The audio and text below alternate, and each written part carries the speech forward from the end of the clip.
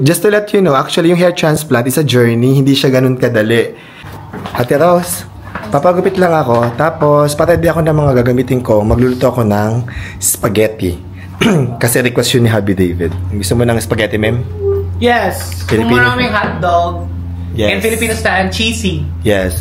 So magluluto ako kasi babahunin namin mamaya sa rehearsal. Ate Rosa, alam mo na yung mga ingredients ko, di ba? Ako, ito na sir, nakalabas na po. Ayan, sige. Para pagbalik ko, mag-start tayo magluto, ha? Tsaka yung mga food container, ilabas mo. Opo. Ha? Alabas na po. Bibigyan natin ang mga taga-GMP, ha? Thank you. Opo, sir. And I'm back. Bagong tabas ulit ang ating hair. Actually, maraming nagtatanong sa akin. Sabi nila, bakit nagpa-hair transplant daw ako pero parang hindi daw tumutubo? Just to let you know, actually yung hair transplant is a journey, hindi siya ganun kadali.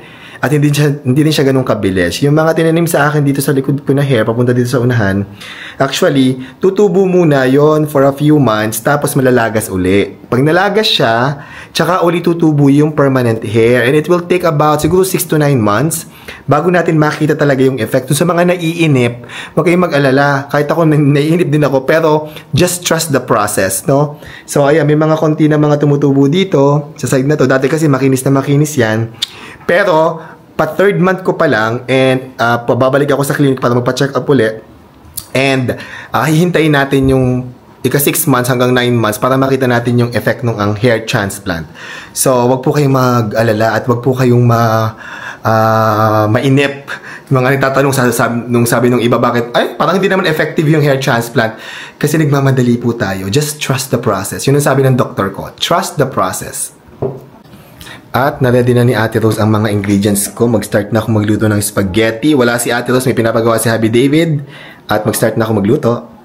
At mag-start na tayong mag-gisa ng bawang sibuyas. Pag nagluluto ako spaghetti, masarap talaga ang spaghetti para sa akin. Pag maraming sibuyas at saka pag ang ginagamit mo ay white onion. Kasi mas manamis-namis.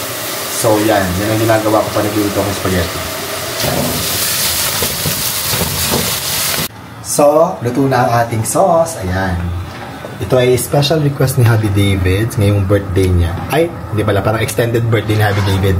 Kasi, pakakainin naman namin yung mga GMP artists. Mamaya pupunta kami ng rehearsal para sa birthday show ni Happy David. Malapit na! So, para pag nagutom sila, meron silang kakainin. At ready na ang ating Filipino-style spaghetti para sa GMP artists. Niligyan ko ng cheddar cheese sa ibabaw para naman mas special, diba? Kasi birthday ni Happy David. Yan na. Para ako magpapakain ng kiddie party. Charot lang. Yan, ready na. Sakay mamaya. Ate Rose? Wow. Ready na? Ayan, ready na ni Ate Rose. Ang ating spaghetti. Sana kaya Ate Rose, no? Kaya po yun, sir? Ay, kaya. Magaan lang. Sige. Thank you, Ate Rose. Alis na kami, ha? Sige po, sir. Kumain ka na ng spaghetti mo. Kasi spaghetti mo. Ayan na po. Kakain na po ako, sir. Pinagtira natin si Ate Rose ng spaghetti. Enjoy Ate Rose the spaghetti. Alis na kami. Bye-bye. Labas ko na. Yep. Thank you. Let's go! Alis na tayo. Bye, Ate Rose. Bye po, sir. Bye lang ka na sa bahay, ha? Tsaka si Narina at China. Magluto ka na kung gusto mo kumain mamayang gabi, ha? Thank you. Hi, guys! Late. Hello. O yan, kaya nyo na ang niluto ko. Spaghetti! Thank you, Kuya Rai. Welcome. At may pa-surprise birthday cake ang GMP artist. Para kay Happy David. Ayan. Oh, may pag-cake. Ay, dalawa? From Chasing Gulay. From Chasing and from GMP. Thank you. So may pa-birthday cake surprise ang GMP at Chasing Gulayat. Ayan. Piniprepare na nila ang cake. Para kay Happy David. Walang kaalam-alam si Happy David. Tingin ang cake. Ikaw magpupisa ng happy. Sundihan nyo na. Go. Ikaw na. Go, go. Sindi na, sindi. Sige ako. Hindi kayo na lang ako nung gano'n. Okay lang. Ay, wait. Kumakanta siya. Wait lang, kumakanta siya after nyo lang. Ang katapos. Kumakanta siya. Happy birthday.